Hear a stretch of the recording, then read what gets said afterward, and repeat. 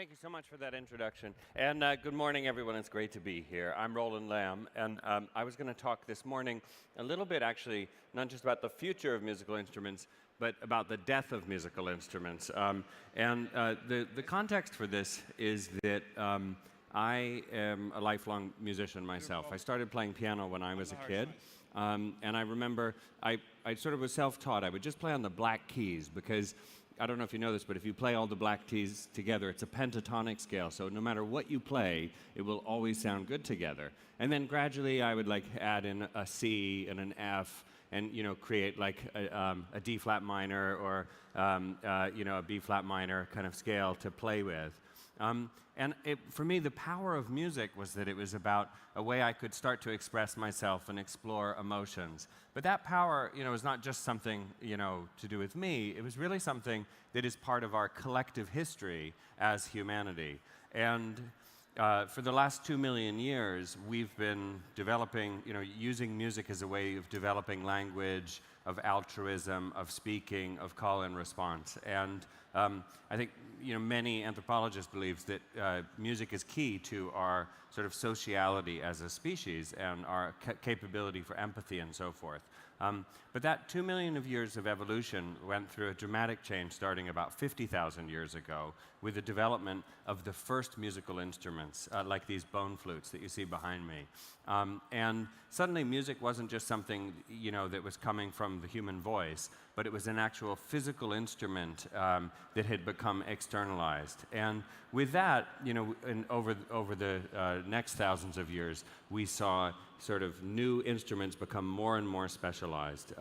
And so it really tracked with the division of labor that suddenly you didn't just have everyone participating in music together. You had the musicians, and the musicians who specialized in a given instrument and could play a certain genre of music. So it began to fit into culture in new ways. But music was always tremendously important to culture, and some of the greatest sort of achievements, like, for example, organs that were created were technological marvels that would allow people to have not just a religious, but a sort of religio-acoustic experience of experiencing the divine in the context of sound. And these were some of the biggest sort of cultural investments of their time.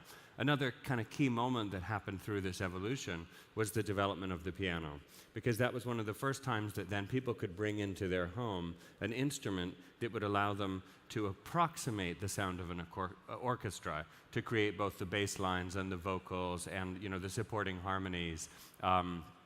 So it was kind of a key moment. But the biggest moments in the whole history of music for us as a species happened in the 1870s. There were sort of two key moments.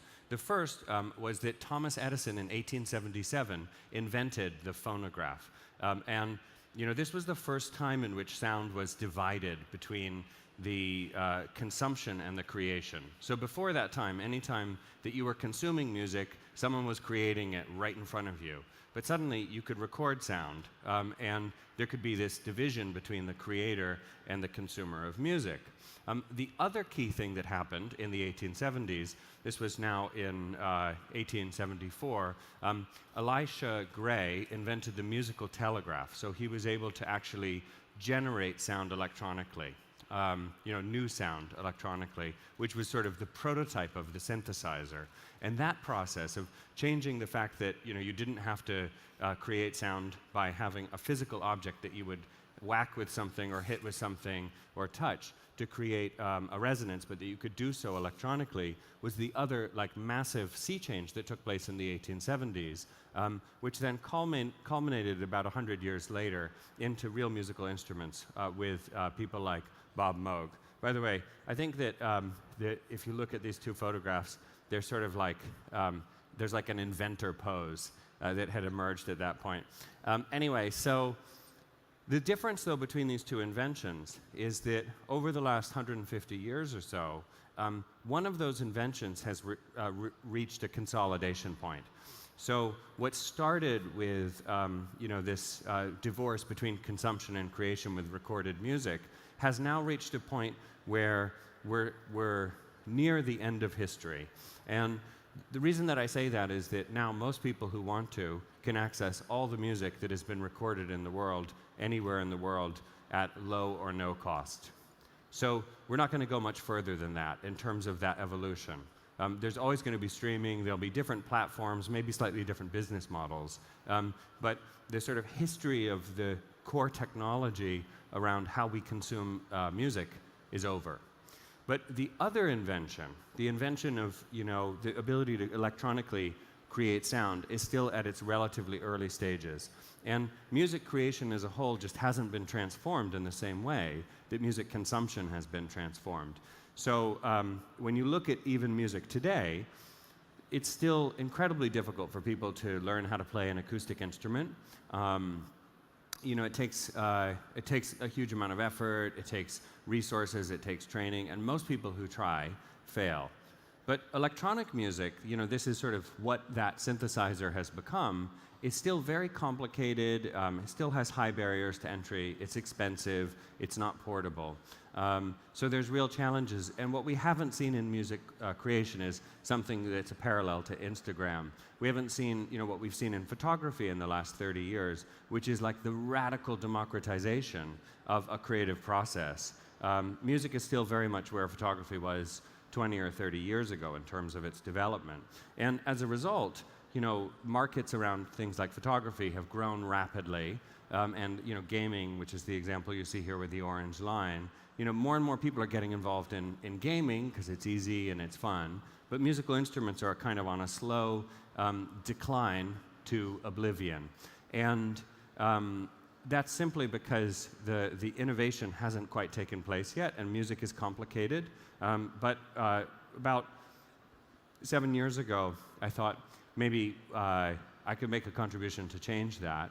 And so I started working on new musical instruments that, in the same way that you think of Spotify as being able to give you the opportunity to listen to all the music in the world from anywhere in the world for anyone, I wanted to create musical instruments that would allow you to create all the possible sounds of music from a single instrument that you could use that would be affordable and accessible and so forth. So I'm going to invite Marco and Jack Parisi, two wonderful musicians, up to the stage, and they're going to demonstrate a little bit about what we've created. Yeah, let's give them a big hand, everybody. So these are some of the instruments that I've created. We've created at Rolly. They're called, the first one's called the Cboard, and then we'll show you blocks as well. So the Cboard is like an evolution of that piano keyboard that was invented 400 years ago. But the idea is that you can play it just like a keyboard, but you can make it create the sound of all the different possible instruments. So if you want to, you can play it just like a piano.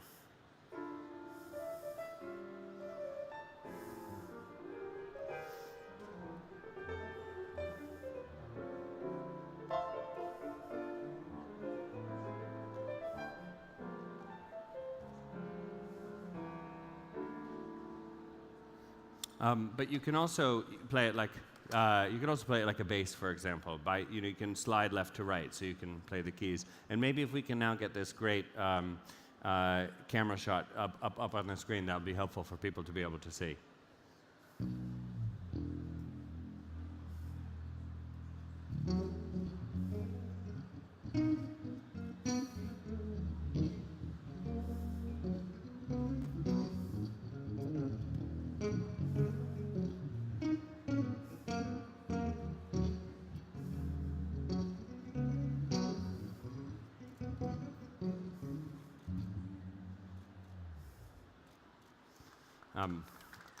Thank you very much, Marco Parisi, everyone. So you can really create the sound of a bass where previously you had to spend your 10,000 hours learning how to play the piano and your 10,000 hours learning how to play the bass, but now those same 10,000 hours can get you to be able to play both. Or similarly, like if you wanted to play the sound of a saxophone, with the Cboard, you could just press into the Cboard to simulate the feeling of as you breathe into the sax.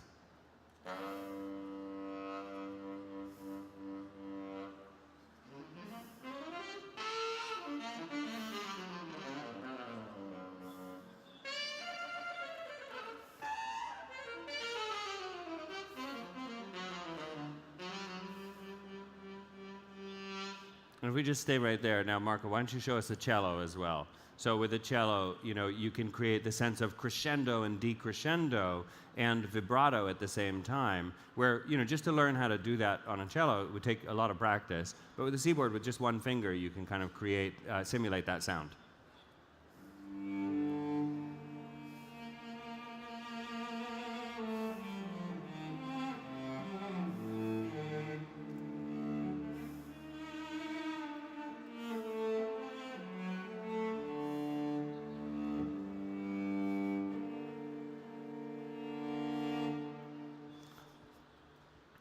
Then what we did was we took all the possibility of creating all those acoustic sounds from one instrument, and we made it much simpler and more accessible and more affordable with our new product, Blocks. Blocks it's a small product that can fit in your pocket, but it's a real musical instrument, and you can use it to create all these sounds.